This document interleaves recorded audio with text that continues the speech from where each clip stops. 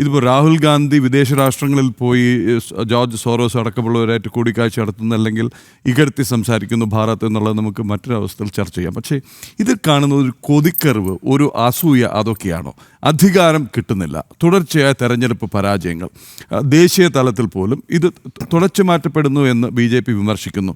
അതാണോ ഇവിടെ കാണുന്നത്? ഇത്തരം ചീപ്പ് ടാക്ടിക്സ് ഒക്കെ പ്രയോഗിക്കുന്നതിൽ, രാജ്യാന്തര വേദിയിൽ പോയി ഉടുപ്പൊക്കെ പറിച്ച് ഇങ്ങനെ കാണിക്കുന്നതിലൂടെ സമയം വളരെ കുറവാണ്. കോൺഗ്രസിന്റെ നിലപാടല്ല യൂത്ത് കോൺഗ്രസിന്റെ നിലപാട്. ഇന്ത്യൻ കോൺഗ്രസ് ദേശീയ പാർട്ടി യുവജന സംഘടനയാണെങ്കിലും അവർക്ക് സ്വന്തമായ തീരുമാനം എടുക്കാനുള്ള അവകാശമുണ്ട്. കോൺഗ്രസ് ഒരിക്കലും അങ്ങനെ ഒരു സമരത്തിന് തീരുമാനിക്കുകയോ അത് താല്പര്യപ്പെടുകയോ ചെയ്തിട്ടില്ല. പക്ഷേ അവരുടെ സമരത്തിന് അവരുടെ തീരുമാനം എടുക്കാനുള്ള അവകാശമുണ്ട്. അങ്ങ് പറഞ്ഞത് ഇന്ത്യ സ്വാതന്ത്ര്യ സമ്പാദനത്തിലൂടെ നേടിയെടുക്കാൻ നേതൃത്വം കൊടുത്ത ഇന്ത്യൻ നാഷണൽ കോൺഗ്രസ്സിന് ഇവിടെ അധികാരത്തിൽ വരണമെന്ന് ആഗ്രഹിച്ചിട്ടല്ല ഞങ്ങൾ ഈ സമരവും ആയിട്ട് മുന്നോട്ട് പോയത്. ഞങ്ങൾക്ക് 50 കൊല്ലമല്ല 100 കൊല്ലം അധികാരത്തിൽ നിന്ന് മുന്നോട്ട് പോയാലും രാജ്യത്തിൻ്റെ താല്പര്യവും രാജ്യത്തിൻ്റെ മതേതരത്വവും രാജ്യത്തിൻ്റെ ജനാധിപത്യം നിലനിർത്തുക എന്നുള്ളത് മാത്രമാണ് ഞങ്ങളുടെ ലക്ഷ്യം. ഞങ്ങൾക്ക് കൊതിക്കറവുണ്ടെന്ന് പറഞ്ഞാൽ ഈ രാജ്യം മുഴുവനും ഞങ്ങൾ സമ്പാദിച്ചു തന്ന ഒരു സ്വാതന്ത്ര്യമാണ് ഇന്ത്യയിലുള്ളത്. ആ ഒരു ധാരണയോടുകൂടെ ഞങ്ങൾ മുന്നോട്ട് പോകുന്നത്. പിന്നെ ഇവിടെ ഞങ്ങൾ ഒറ്റ കാര്യം പറയട്ടെ, അങ്ങ് മോഹൻ വർഗീസ് പറഞ്ഞപ്പോൾ പറഞ്ഞു ഇന്ത്യക്ക് ഇത്തരം കാര്യങ്ങളൊക്കെ ചർച്ച ചെയ്യാൻ പാർലമെൻറ്റില്ലേ. പാർലമെൻറ്റിൽ എവിടെയാണ് സാർ സൗകര്യം? ഇന്ത്യയുടെ ചരിത്രത്തിൽ ഇന്ത്യയുടെ പ്രതിപക്ഷ നേതാവിൻ്റെ മൈക്ക് ഓഫാക്കിയ ചരിത്രം ഇന്ത്യയുടെ ചരിത്രത്തിൽ നോക്കൂ.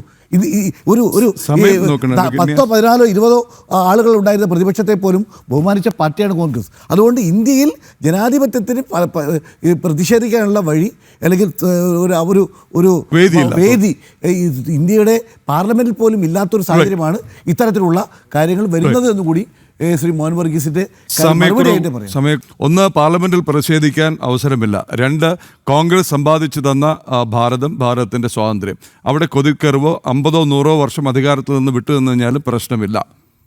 ലാസ്റ്റ് വേർഡ് കേൾ ഡെന്നി, 2 minutes. പാർലമെന്റിൽ പ്രതിഷേധിക്കാൻ സമയമില്ല എന്നുള്ളത് പറഞ്ഞാൽ കറക്റ്റാണ്. കാരണം അവർ തന്നെ എപ്പോഴും പ്രതിഷേധിച്ചുകൊണ്ടിരിക്കുകയാണ്. മറ്റുള്ള ഒരു പ്രൊസീഡിങ്സിന് അവർ തയ്യാറാവുന്നില്ലല്ലോ. അപ്പം ഗവൺമെന്റ് എന്ത് പറഞ്ഞാലും ഇപ്പൊ ലേറ്റസ്റ്റ് നോക്കൂ, മഹിളകളെ ഉപയോഗിച്ചിട്ട് പ്രൈം മിനിസ്റ്ററിന്റെ സീറ്റിൽ കയറിയിരുന്ന് അല്ലെങ്കിൽ സീറ്റിൽ വന്ന് പ്രതിഷേധിക്കുക, ഇതൊക്കെ എവിടെയെങ്കിലും മുമ്പ് കണ്ടിട്ടുണ്ടോ? ഏതെങ്കിലും രീതിയിലുള്ള പ്രതിഷേധം കണ്ടിട്ടുണ്ടോ? നമ്മുടെ കേരളത്തിലെ അസംബ്ലിയിൽ കണ്ട ചില എന്താ പറയുക, നമുക്ക് നാണക്കേടുണ്ടാക്കുക അതേപോലെ സംഭവങ്ങളല്ലേ അവിടെയും ശ്രമിച്ചത്.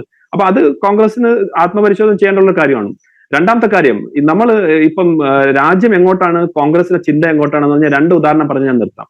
ഈ രണ്ടും ശ്രീ പി ചിദംബരമാണ്. ശ്രീ പി ചിദംബരം കോൺഗ്രസിന്റെ ബുദ്ധിയുള്ള നേതാക്കന്മാരിലുള്ള ആളാണ് എന്ന് ഞാൻ വിശ്വസിക്കുന്ന ഒരാളാണ്. ഒന്ന്, അദ്ദേഹം പണ്ട് പാർലമെന്റ് വെച്ച് തന്നെ പറഞ്ഞു, ദൈവത്തെ ഓർത്ത് നിങ്ങൾ ന്യൂക്ലിയർ ബോംബ് ഉണ്ടാക്കരുത്. BJP government, Atal Bihari Vajpayee government എടുത്ത് പറഞ്ഞാണ്, നിങ്ങൾ ദൈവത്തെ ഓർത്ത് നിങ്ങൾ ചെയ്യരുത്, അത് വലിയ ഒരു തിരിച്ചടിയാവും, അത് തെറ്റാണ്, ഒരിക്കലും ചെയ്യരുത്. നമ്മൾ അന്ന് അത് കേട്ടിരുന്നെങ്കിൽ, നമ്മൾ ഇന്ന് ന്യൂക്ലിയർ പവർ അല്ലായിരുന്നെങ്കിൽ എന്തായിരുന്നു നമ്മുടെ സ്ഥിതി? രണ്ടാമത്, അദ്ദേഹം തന്നെ ഫ്ലോർ ഓഫ് ദി ഹൗസിൽ പറഞ്ഞു, എങ്ങനെയാണ് നിങ്ങൾ UPI കൊണ്ടുവരാൻ പോകുന്നത്, എങ്ങനെയാണ് നിങ്ങൾ ഈ ഡിജിറ്റൽ ട്രാൻസാക്ഷൻ കൊണ്ടുവരുന്നത്, നിങ്ങൾ അവിടെ മാർക്കറ്റിൽ പോകുമ്പോൾ അവിടെ ഇരിക്കുന്ന സ്ത്രീയുടെ കയ്യിൽ ഇതുണ്ടോ, അല്ലെങ്കിൽ മീൻ വാങ്ങിക്കാൻ കച്ചവടക്കാരൻ്റെ അടുത്തുണ്ടോ, അവിടെ പോയിട്ട് നിങ്ങൾ എന്താണ് തമാശയാണോ കാണിക്കുന്നതെന്നാണ് അദ്ദേഹം പറഞ്ഞത്. ഇന്നെന്തായി? ഇന്ന് നമ്മൾ എല്ലാവരും ചെയ്യുന്നുണ്ട്. ഈ ഇരിക്കുന്ന പാനലിലും ഈ കണ്ടോണ്ടിരിക്കുന്ന ആളുകളും വെളിയിൽ നിന്ന് വന്ന ഫ്രഞ്ച് പ്രസിഡന്റ് ഉൾപ്പെടെയുള്ള ആളുകളെല്ലാം കണ്ട് അതിശയിച്ചിരിക്കുകയാണ്. അതാണ് ഭാരതം, അതാണ് ശ്രീ നരേന്ദ്രമോദി, അതാണ് BJP. Right.